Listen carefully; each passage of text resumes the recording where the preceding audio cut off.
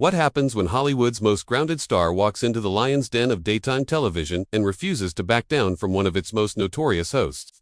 What you're about to witness is the moment Mark Wahlberg completely dismantled Joy Behar's entire worldview in front of millions of viewers, leaving her speechless and scrambling for damage control. This wasn't just another celebrity interview gone wrong. This was a masterclass in how to handle media bullies who think they can steamroll their guests. Before we dive into this incredible confrontation, make sure you hit that subscribe button and drop a comment below because you're not going to believe how this unfolds. The tension was palpable from the moment Mark Wahlberg stepped onto the view set. Joy Behar had been sharpening her claws all morning, having already made several snide remarks about Wahlberg during the opening segment. She had clearly done her homework, digging up every controversial moment from his past, every political stance that didn't align with her own liberal agenda.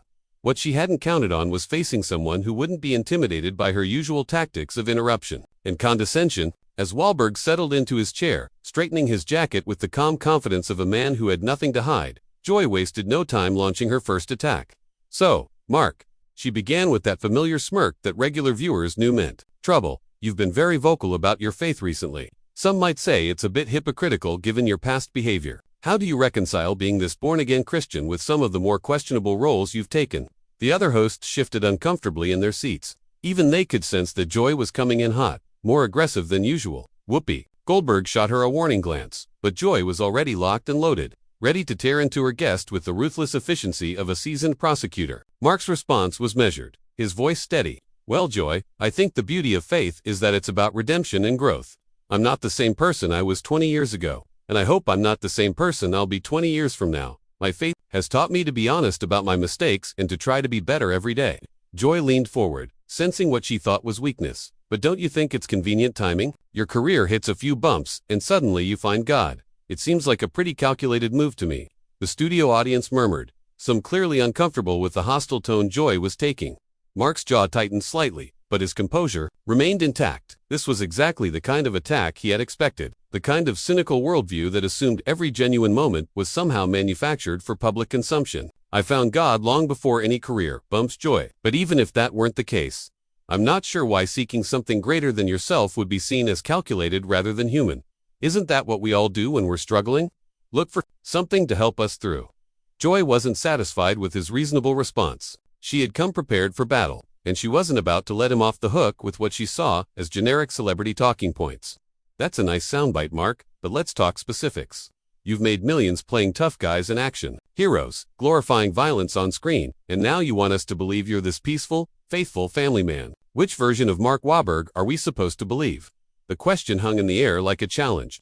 The other hosts remained silent, letting Joy take the lead in what was clearly becoming more of an interrogation than an interview. Mark took a deep breath, and for a moment it seemed like he might retreat into the safe zone of diplomatic celebrity responses. Instead, he did something that caught everyone off guard. He smiled. Not the practiced Hollywood smile that audiences were used to seeing, but a genuine expression of someone who had just recognized a familiar pattern of behavior. "You know what, Joy? I think you're asking the wrong question. The question isn't which version of me you should believe. The question is why you seem so invested in not believing that people can change for the better. What is it about the idea of redemption that bothers you so much?" Joy's eyes widened slightly. She clearly hadn't expected him to turn the table so quickly, to shift from defense to a gentle but pointed offense. "I'm not bothered by redemption, Mark. I'm bothered by celebrities who think they can rebrand themselves whenever it's convenient and expect everyone to just forget their past. And I'm bothered by people who seem determined to keep others trapped in their worst moments," Mark replied, his voice gaining strength. "You talk about my past like it's some kind of gotcha moment, but everyone in this room has things they're not proud of. The difference is, most people don't have their mistakes broadcast for entertainment." The studio had gone completely quiet. Even the camera operators seemed to sense that something significant was happening.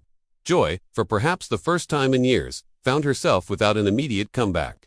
She had expected to be dealing with a defensive celebrity trying to protect his image, not someone who was willing to challenge her fundamental approach to confrontation. "I think there's a difference between accountability and public shaming," Mark continued, pressing his advantage. "You seem to confuse the two. Accountability is about taking responsibility and making amends. Public shaming is about keeping people down so you can feel superior. Which one do you think you're doing right now?" Joy's face flushed red. She wasn't used to being called out so directly, especially not by someone she had clearly underestimated. "I think I'm doing my job, which is asking tough questions that our viewers want answered." "No," Mark said quietly. I think you're doing what you always do. You're trying to tear someone down because it makes good television. But here's the thing, Joy, I'm not going to play that game with you. I'm here to talk about my work, my family, and yes, my faith. If you want to have a real conversation about any of those things, I'm all for it. But if you just want to score cheap points by bringing up things I've already addressed and made amends for, then maybe we should wrap this up now. The power dynamic in the room had completely shifted. Joy, who had started the interview as the predator, suddenly found herself in the uncomfortable position of being the one under scrutiny. The other hosts were watching with barely concealed fascination as their usually dominant colleagues struggled to regain control of the situation. Joy's nostrils flared as she realized her usual intimidation tactics weren't working. She had built her career on bulldozing guests who dared to push back. But Mark Wahlberg wasn't playing by the rules she had established over years of unopposed. At act sensing she was losing control, she decided to escalate with the kind of personal attack that had made her infamous. Let's talk about your political views then, since you want to be so holier than thou. Joy snapped, her voice dripping with condescension. You supported certain candidates that I think most decent people would find abhorrent. How do you square that with this new Christian persona you're pushing? Mark's expression didn't change, but something shifted in his posture. He leaned back slightly, the movement of someone who had just recognized they were dealing with exactly the kind of person he had hoped to avoid. There it is, he said quietly, almost to himself. There's what? Joy demanded, clearly frustrated that her attack hadn't landed the way she intended. The real Joy Behar, Mark replied, his voice carrying a weight that made everyone in the studio lean forward. The one who thinks that anyone who doesn't share her exact political beliefs is somehow morally deficient. Tell me something, Joy. When did political disagreement become a character flaw? Joy's jaw dropped. She was used to celebrities cowering when she brought up politics, either desperately trying to appear neutral or scrambling to align themselves with her views. She wasn't prepared for someone who would challenge the premise of her question entirely. I never said that, Joy protested. But her voice lacked its usual conviction. You didn't have to say it, Mark responded. It's in every word you've spoken since I sat down. You've decided that because I don't see the world exactly the way you do, I must be either stupid, evil, or fake. There's no room in your worldview for the possibility that good people can look at the same information and come to different conclusions. The other hosts were now visibly uncomfortable. Sunny host was fidgeting with her papers, while Sarah Haynes kept glancing between Joy and Mark like she was watching a tennis match. Even Whoopi seemed unsure of how to intervene without making things worse for Joy. That's not true, Joy insisted, but her voice had lost its edge. I respect different viewpoints. Mark actually laughed, not mockingly, but with the kind of genuine amusement that comes from hearing something so obviously untrue. Joy, in the last 10 minutes, you've questioned my faith, my sincerity, my character, and my intelligence. All because I won't apologize for being who I am. If this is how you treat people you respect, I'd hate to see how you handle people you actually disagree with. Joy's face was now completely red. She was trapped between doubling down on her aggression and admitting that Mark had a point. Either choice would be a loss for her, and everyone in the studio could sense it. I think you're being overly sensitive, Joy tried, falling back on the classic tactic of gaslighting her opponent. Am I? Mark asked, his voice calm but firm. Let me ask you something, Joy. When was the last time you had a guest on this show who disagreed with you politically, and you didn't spend the entire interview trying to embarrass them or change their mind? When was the last time you actually listened to understand rather than listen to respond? The question hung in the air like a sword. Joy opened her mouth to answer, then closed it again. She was clearly struggling to come up with an example, and her silence was more damning than any admission could have been. I'll make it easier, Mark continued, pressing his advantage. Can you name one conservative guest you've had on this show, but you treated with the same respect you show your liberal guests? Just one. Joy's mouth worked soundlessly for a moment before she managed to sputter. I treat all my guests fairly. Do you though? Mark asked, his tone gentle but relentless. Because from where I'm sitting, it seems like you have two completely different interview styles. One for people who agree with you, where you're warm and supportive and ask softball questions. And another for people like me, where you come out swinging from the first question, looking for any weakness you can exploit. The studio audience had gone completely silent. This wasn't the usual back and forth they were used to seeing on The View. This was a complete dismantling of one of the show's most aggressive hosts by someone who refused to be intimidated. I ask tough questions, Joyce said weakly, clearly grasping for any defense she could find. No, Mark replied, shaking his head. You ask gotcha questions. There's a difference. A tough question is designed to get information or insight. A gotcha question is designed to make someone look bad. Everything you've asked me today has been the latter. Joy looked around desperately at her co-hosts, clearly hoping for backup that wasn't coming. Whoopi was studying her hands intently, while the others seemed fascinated by the ceiling or their shoes. For example, Mark continued, clearly not done making his point. Instead of asking me about my faith journey in a way that might actually inform your viewers, you immediately questioned whether it was genuine. Instead of asking about my political views to understand my perspective, you labeled them as abhorrent before I even had a chance to explain them. You're not interested in having a conversation, Joy. You're interested in having a confrontation. Joy's breathing had become noticeably shallow. She was experiencing something she hadn't felt in years on this set. The uncomfortable sensation of being completely outmaneuvered by someone she had underestimated. I think you're reading too much into my questions, she managed, but even she didn't sound convinced by her own defense. Mark smiled again, the same genuine expression that had caught Joy off guard earlier. Maybe I am. Or maybe you're so used to getting away with this kind of behavior that you don't even realize you're doing it anymore. Tell me something, Joy. Do you actually enjoy interviewing people who disagree with you, or do you just enjoy making them uncomfortable? The question was delivered with such gentle curiosity that it was somehow more devastating than any accusation. Could have been. Joy found herself actually considering the question rather than reflexively defending against it. And what she found in that moment of honest self-reflection was clearly not comfortable. I enjoy challenging people, she said finally, but the fight had gone out of her voice. Challenging them or attacking them? Mark asked, because there's a difference there, too. A challenge is meant to help someone grow or think differently. An attack is meant to hurt or diminish them. Which one do you think you've been doing today? Joy looked around the studio desperately, as if hoping someone would rescue her from this uncomfortable moment of truth. But her co-hosts were still avoiding eye contact, and the audience was hanging on every word of this unexpected reversal of power. The silence stretched on as Joy struggled to find an answer that wouldn't further expose her hypocrisy. Mark watched her with the patience of someone who had all day to wait for honesty while the rest of the panel squirmed in their seats. Finally, Joy attempted one last desperate counterattack. You know what, Mark? I think you came here today with an agenda. I think you wanted to make me look bad because you don't like my politics, she said, her voice rising with false indignation. Mark's eyebrows raised slightly, and for the first time since the interview began, he looked genuinely surprised. Joy, do you hear yourself right now? You're accusing me of having an agenda when you literally started this interview by attacking my faith, my character, and my political views.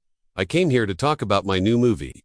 You're the one who turned this into a political battlefield. Joy's mouth opened and closed like a fish out of water. She had painted herself into a corner, so completely that any direction she moved would only make things worse. Let me ask you something else, Mark continued, his voice taking on the tone of someone who was genuinely curious about a fascinating psychological phenomenon. Do you actually think your viewers enjoy watching you berate guests? Do you think they tune in hoping to see you make people uncomfortable? Or do you think they might prefer to actually learn something about the people you interview? Joy's hands were visibly shaking now. She had built her entire career on the assumption that audiences loved conflict, that controversy equaled ratings. The possibility that she might be wrong about something so fundamental to her identity was clearly terrifying. Our viewers appreciate honesty, Joy said weakly, grasping for any remaining thread of justification. Your viewers, Mark repeated slowly. Or you. Because from where I sit, it seems like you're the one who has a problem with honesty. You've spent this entire interview trying to catch me in some kind of contradiction or admission of guilt. But when I turn the mirror back on you, suddenly, you're the victim. The camera operators were having a field day, capturing every micro-expression on Joy's face as she realized she was being completely dismantled on live television. Her usual smug confidence had evaporated, replaced by the kind of panic that comes from being exposed in front of millions of people. I'm not a victim, Joy protested, but her voice cracked slightly on the words. No, you're not, Mark agreed. You're a bully, and like most bullies, you're not used to someone standing up to you. The problem is, Joy, bullying only works when your target is afraid of you, and I'm not afraid of you. I'm not afraid of your questions, your insinuations, or your attempts to embarrass me. What I am is disappointed. Joy's face went completely white.